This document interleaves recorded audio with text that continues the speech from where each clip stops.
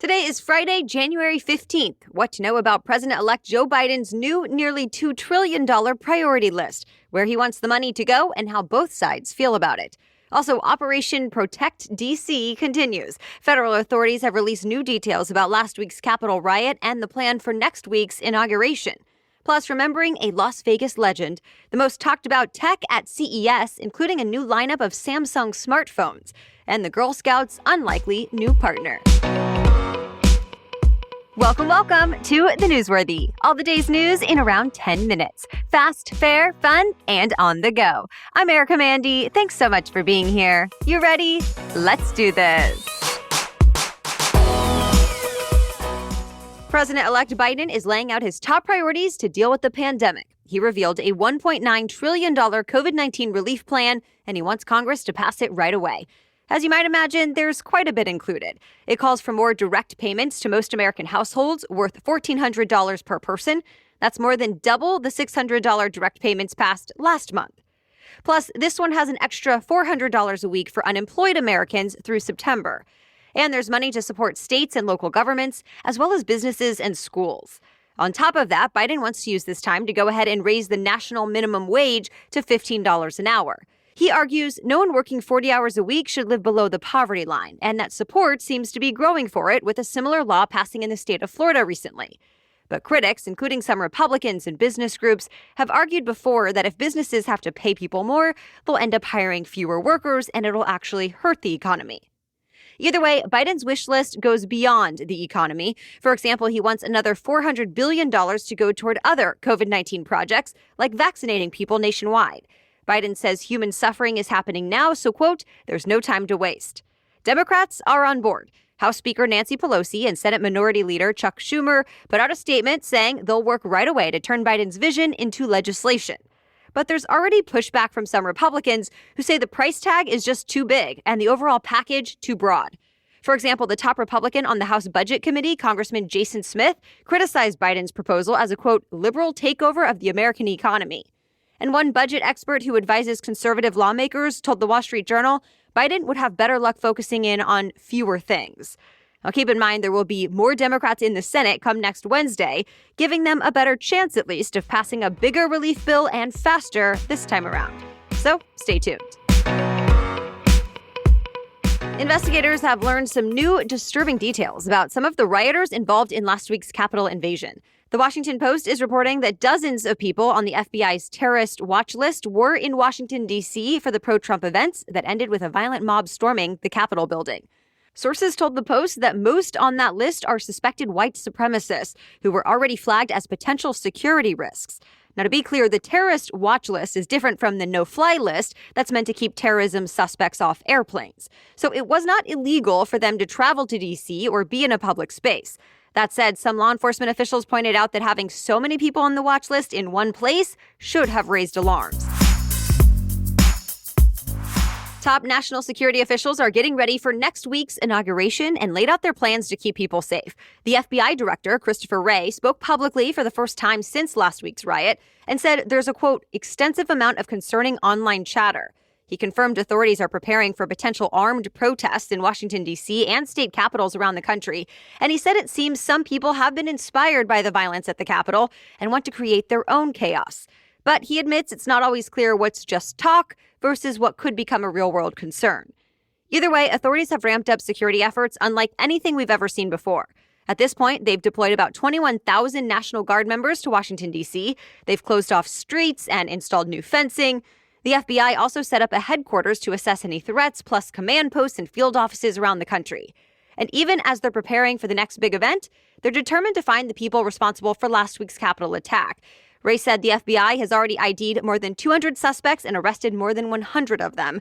So he had a message for the other half saying, quote, we know who you are and an FBI agent is coming to find you.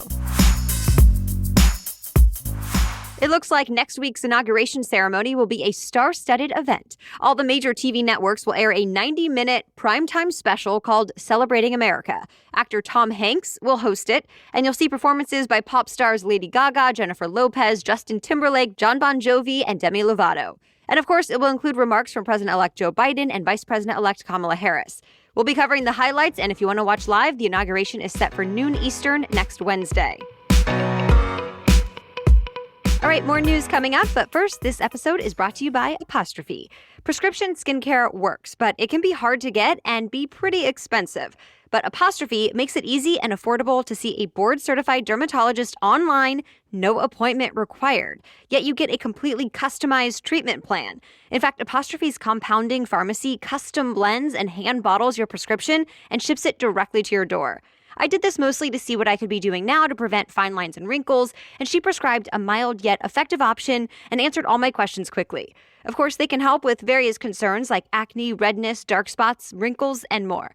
So get $15 off your first visit with a board-certified dermatologist at apostrophe.com/newsworthy and use our code newsworthy. This code is only available to our listeners. To get started, just go to apostrophe.com/newsworthy, click begin visit, then use the code newsworthy at sign up and you'll get $15 off your dermatology visit. That's APOSTROPHE, apostrophe.com/newsworthy, and use that code newsworthy to get your dermatology visit for $15 off. And we thank Apostrophe for sponsoring the podcast. Okay, now back to the news. Well, it turns out 2020, the year of record-breaking hurricanes, wildfires, and heat waves, was one of the 2 hottest years ever recorded. NASA says 2020 tied the last record that was set back in 2016.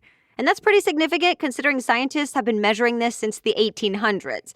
Scientists weren't necessarily expecting this to happen before 2020 hit. During the last record-setting year, it was an El Niño year. That's just part of a natural climate cycle that spreads unusually warm waters across the Pacific Ocean. But 2020 was the opposite. A La Niña developed, which should have made the planet relatively cool. Of course, that didn't happen. So most researchers say this is more evidence global warming is happening and quickly. The entertainment world is saying goodbye to Siegfried Fischbacher, better known as half of famed Vegas act Siegfried and Roy. Fischbacher passed away Wednesday night of pancreatic cancer. He was 81. His death comes 8 months after the passing of his longtime domestic and stage partner, Roy Horn, who died of COVID-19 complications at the age of 75. At the time, Fischbacher said in a statement, quote, "There could be no Siegfried without Roy, no Roy without Siegfried." Together, the pair is best known for combining magic with big cats and other exotic animals as part of an extravagant performance with elaborate costumes, set design, lights, and smoke machines. They performed in Las Vegas for more than 30 years, though it mostly came to an end in 2003 when Horn was mauled by a 400-pound white tiger on stage. A street on the Vegas Strip was named after them just last year. From high-tech face masks to fever-sensing doorbells, pandemic-related tech was a hit at the largest tech expo in the world this week.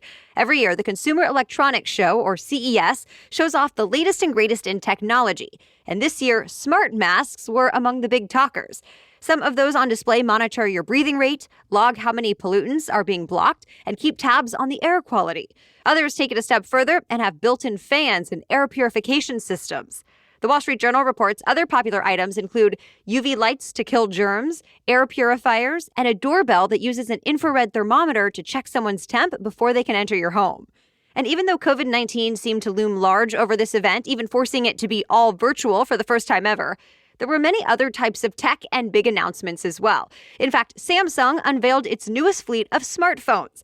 The Galaxy S21, S21 Plus, and S21 Ultra will range from $800 to $1,200. The AP reports that's up to 20% cheaper than last year's models. And the phones will boast some new bells and whistles. For example, Samsung says they have bigger screens, better cameras, and longer-lasting batteries. All 3 of them are now available for pre-order and will officially launch January 29th, 2 weeks from today. Samsung also showed off some new earbuds to compete with Apple AirPods. They're waterproof, plus they include surround sound and noise-canceling capabilities. The Galaxy Buds Pro are out for $200.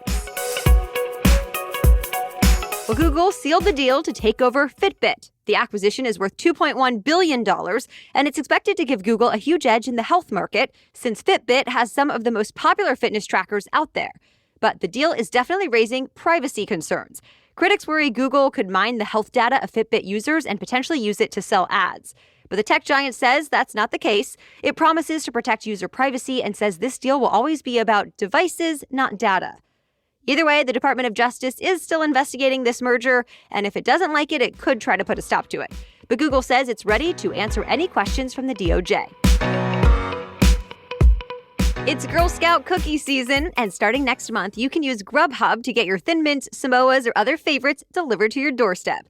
This is a game changer for the Girl Scouts. The New York Times reports it's the first time in their more than 100-year history that they've partnered with a food delivery service.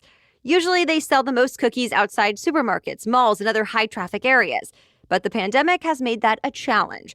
So this year, they're going more high-tech. Grubhub will offer pickup and delivery of the cookies in select cities in Alabama, Florida, Indiana, Massachusetts, North Carolina, and Texas. If you live elsewhere, you can also order on the Girl Scouts website starting February 1st.